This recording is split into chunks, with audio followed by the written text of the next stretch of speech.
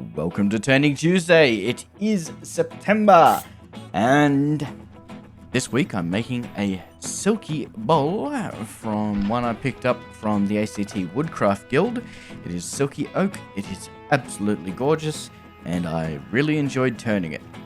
In this video, I used a new tool with a new profile, so a bit of fun to be had.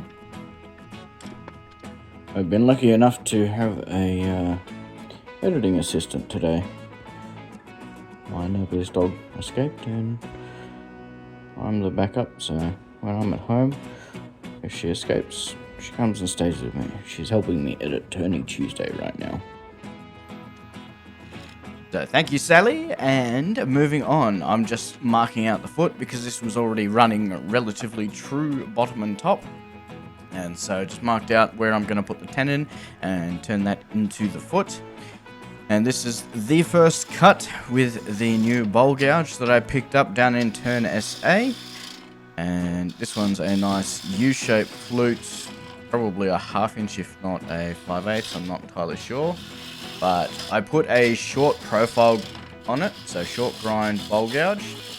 And I wasn't really sure how to carry that angle. So this thing absolutely loves to be aggressive, and it takes a little bit more control than what the long wing does. So it's quite interesting to see that difference and feel it. I did pick it up alright, but I definitely switched back to the other one while I was coring. So I did most of it with this one because it's nice and quick, like real quick. Like that exterior turning just then was 100% in real time. So as you can see, it just tears through it.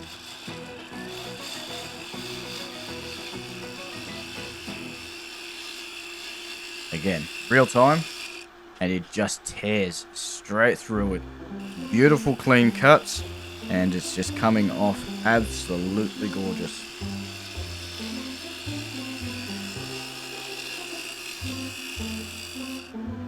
As you can see, I'm still not quite sure what I'm doing with that tool, so I'm still leaving quite solid ridges there.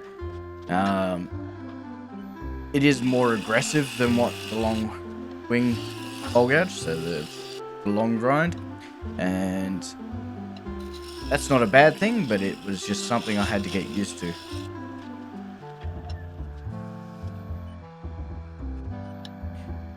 I did find it interesting because as much as it's more of an aggressive cut, it didn't feel like the wood was fighting it. So with the long one, if I take too much of a bite, you really hear the lathe struggle. This one, I was taking pretty big bites and it was not struggling even in the slightest. Now here, perspective. The camera perspective. I've got the camera mounted up above the lathe today, and it looks like that I have that skew pointed up. I do not. So the skew is at center and I'm riding it across the center. I even had to dip the tool rest down a bit because I was riding a little too high. So that's just for an interesting little takeaway, because I have seen people mention that people using skews and scrapers dangerously because they're holding it too low, and I'm just like, well, I've just proven this because I don't hold them wrong. Here's my little editing pack. We've got Techno, Sally, and Disco, and beautiful little pups that had some fun. And yeah, moving into the sanding. So back onto my rant about the scraper and angle from the camera. Depending on the angle you are looking at from the camera, it may look like people are holding the scrapers up. I'm hesitant to jump on anyone for that reason, because I understand how the perspective works, and yeah. So my camera angle for my phone, which this recording's from, is in a different position than what I normally run.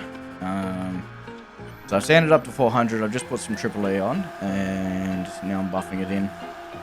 So yeah, I want a completely different angle. I'm probably about a foot higher, so 30 centimeters higher, and looking down instead of looking across. I normally try to keep the end camera about even so you can see the angle that I'm holding the tool on, but I moved the camera for both showing the perspective as well as trying to dodge the shoulder cam that I quite frequently do.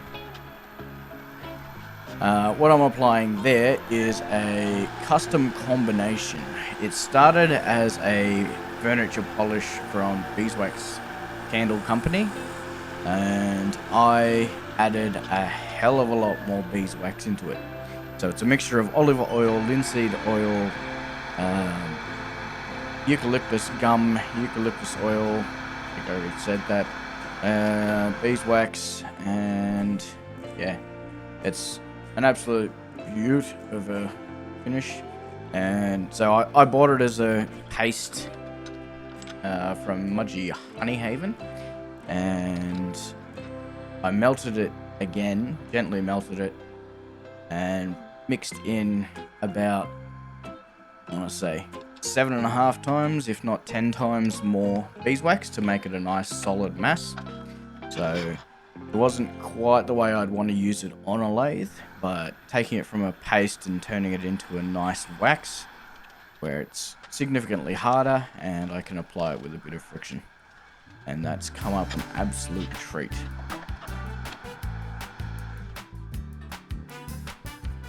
As you can see, I paid $5 for this blank from the ACT Woodcraft Guild, and I knew this piece had that knot in it. I wasn't sure if it would come out the side or not. It did. And again, this is starting with the new tool, and I'm just not quite sure which angle it's gonna like. As you can see, I'm getting a bit of skate back there. Finally found the angle. Again, this is in real time. Started way too far back there. Started the groove, rotated round, and swung.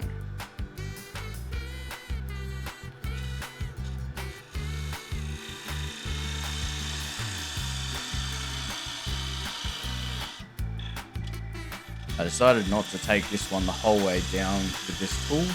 I decided to play it a little bit safe and just do what I could. Now you can see those massive shavings coming off there.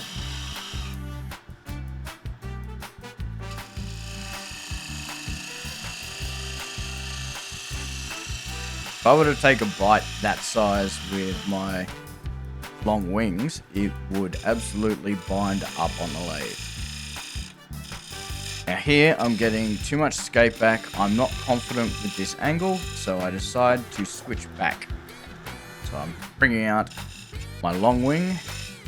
I'm going to square up that edge again. And because I know this bevel and I know how it rides, I feel confident in taking this nice and thin.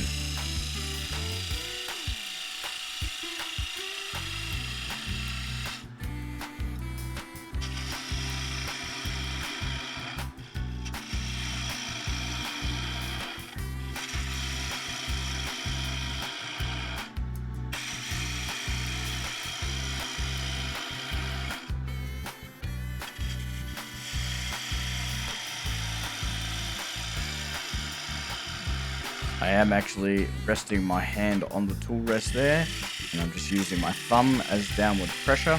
So I've got my left hand anchored on the tool rest, and it's barely making contact with the tool, and I'm just using that thumb down as I swing. I realized as I got to the bottom of that curve, I was about to take too strong of a bite, and it would probably rip the tenon off. That's why I jumped back out of that hole.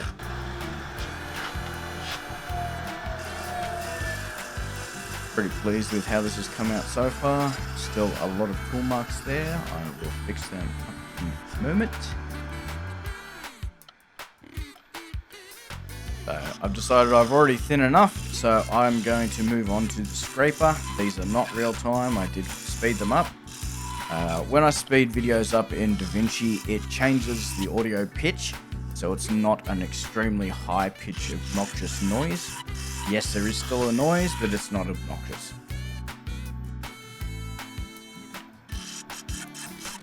So, coming along flat on the bottom and using the curve of the tool to try and get that nice match of the curve of the exterior of the bowl to the interior. And as I come around to almost the flat side, I rotate up into a shear scrape. And I'm pretty happy with how that's come out. Getting set up here with my abrasives. So I went forward and back on every single grit, and that most definitely got rid of some of the other issues I've been experiencing lately. So that was actually a tip that I got from Jack at Turn SA. Jack's one of the Maryland turners, and he's extremely knowledgeable. He saw what I was doing. He made me feel what the grain was doing and made me sand forward and backwards. So that's most definitely something I've taken away as a win and something that I've learnt from that event. And I really appreciate Jack for jumping in and giving me that advice. So I've done 2 layers of Triple E here, just like I did on the exterior. And once I've got that to a nice friction smoothness, I will bring out my finish again.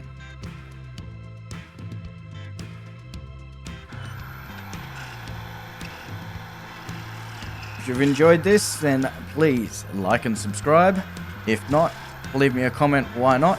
I'm always happy to receive feedback. I in fact got in a conversation this morning with someone on my poplar bowl, and he pointed out what I was doing with the shear scrape on the exterior of the bowl when I got the catch. So I really want to say thank you to Perry for jumping in the comments and leaving that feedback. I do genuinely appreciate the feedback and opportunities to learn, because as I'm openly and honest about this, I fail often, but I always aim to learn. And if someone else sees something I'm doing wrong, I'm happy, very, very happy to receive the feedback and learn from them. I'm very pleased with how this little bowl has come out, and the chatoyance it is radiating is next level. We'll move into some photos here. Thank you for watching, I really do appreciate it. And yeah, so that's just seeing some end grain there with the nice Mulberry rays. Now, here's the upside down photos. Watch the foot. It shifts color dramatically. So I'm actually glad I was able to pick the chatoyance up while I was rotating it around. I'm very pleased with that. Thanks for watching.